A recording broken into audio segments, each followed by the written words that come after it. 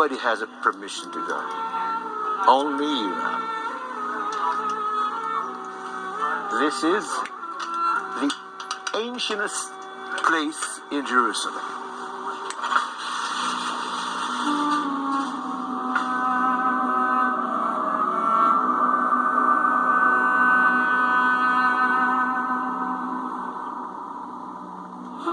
I'm going to show you the most beautiful thing in Jerusalem today.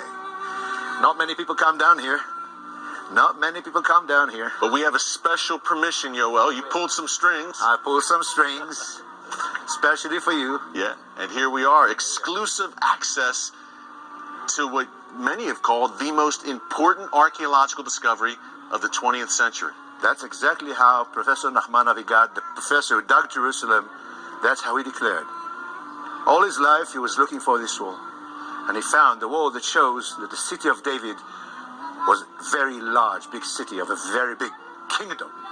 King David, if we look at the map up there, you see it's written down there, City of David. She was a very small town, including even a Temple Mount. But then after David, Shlomo and the kings that came after him expanded the city. The city grew to the western hill, right down there. Now you understand where we are standing? This is Jerusalem, Yerushalayim, Yes. and this is outside of the city.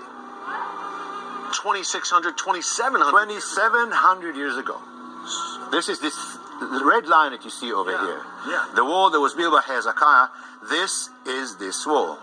You are standing on the original wall from that time.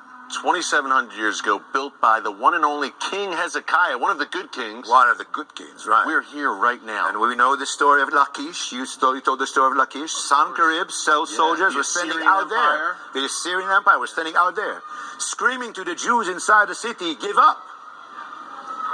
But King Hezekiah turned to the wall and he prayed to the Lord. Yes, he did. So now, if you look up from 2,700 BCE to 2019 nowadays, look at these houses. You can see very well they were built after 1967. Yes. Modern houses, right? But you understand that when we came to Jerusalem, we means us, Israelis, Jews that have a state now. Back to your ancestral and After eternal a capital. great victory in 1967, the 6 Days War. And the Lord gave us Jerusalem back. But we come to the old city of Jerusalem. The Jewish quarter is destroyed. Almost 75% of the houses are destroyed. But for the archaeologists, it's the gift from God. Nothing to disturb them from digging and finding, and they found all the most beautiful things that you have shown already, you're going to see today. But when Professor Nachman Avigad, in blessed memory, found this wall, he declared that this is the greatest archaeological discovery of the 20th century. Greater than Dead Sea Scrolls. Yes. Wow. Wow. Why? Because this shows that the kingdom of David was a big kingdom. The city was a big city. It was not a small town. So you were in the city of David. And you saw that the building that they say it's the palace of King David. Yeah. Dr. Elat Mazar, she found it was found before, but she declared this is the palace of King David. But there are people who are sitting in Tel Aviv, very famous professors for archaeology. They say, no, show us a proof. And by the way, this wall, Yoel, this is thick, this is wide. This is thick, this is wide, this was very tall. Look out there on that sign, Yes. 24 feet high. Wow. Jerusalem then was a majestic city just as it is today. That's right.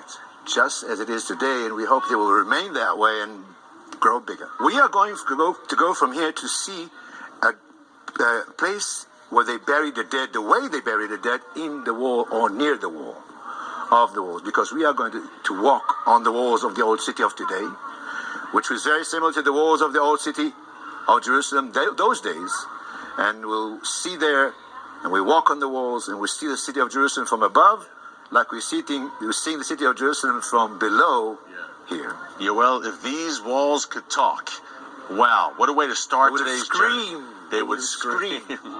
Folks, if you'd like to see that entire episode with me and Israeli tour guide Yoel Freiman on the walls of Jerusalem, you can check it out right here in our archives on the Watchman News channel. It's episode 145. While you're there, be sure to subscribe and click the notification bell so you get alerts every time we post breaking videos like this. Hey, in terms of Recep Tayyip Erdogan claiming ownership over Jerusalem, I think back to that 400-year period, and I think a great authority on how Jerusalem looked under Ottoman rule is none other than the famous American author Mark Twain. Now, you may not know this, but he spent time in the Holy Land. He wrote a book about it called The Innocents Abroad. Recommended reading here from the Watchman.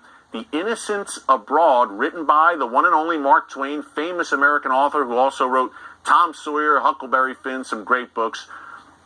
Twain talked about what he saw. I believe he was in the Holy Land in the 1850s. It was either the 1850s or the 1860s, if I am not mistaken, when Jerusalem was firmly under Ottoman rule. And he talked about what he saw.